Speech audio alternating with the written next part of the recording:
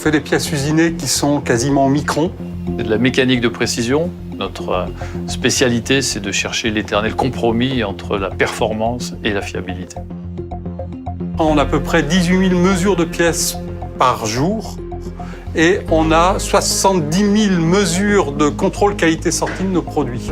Et ça, on veut les assembler et ça ne peut pas se faire d'une façon humaine, ça peut se faire qu'en analysant les données avec des algorithmes d'intelligence artificielle. On se dit que toutes ces données de mesure, on pourrait aussi les exploiter pour travailler sur la performance du produit fini. Il est évident que les entreprises aujourd'hui les plus performantes sont déjà dans la data science et c'est un passage obligatoire. On a fabriqué des voitures avant la data science, on a fabriqué des avions, des fusées, mais on sait qu'on peut aller plus loin en termes de performance en utilisant les données réelles des produits réalisés et en s'attachant aux conditions qui ont permis de les faire fonctionner plutôt qu'aux croyances qui ont été à la base de leur conception.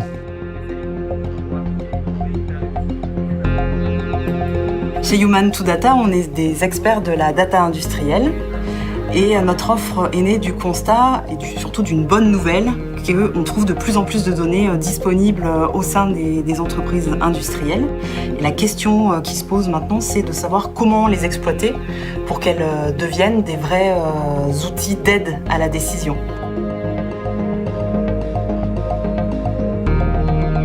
Aujourd'hui, il existe une quantité sur le marché très importante d'outils, de technologies, de solutions et de fournisseurs de ces solutions pour répondre aux problématiques de la data science.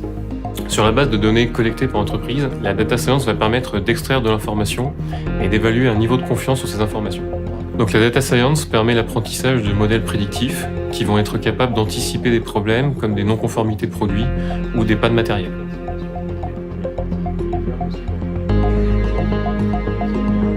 Pour nous, la data science fait partie des outils d'excellence du futur et c'est pour ça qu'on investit dans ce domaine. On a fait appel à des stagiaires l'année dernière, ce qui nous a ouvert les yeux sur ce qu'était vraiment la data science. Ça nous a ouvert les yeux sur notre manque de compétences et aujourd'hui, donc, on travaille avec des intervenants extérieurs sur des sujets de ce type.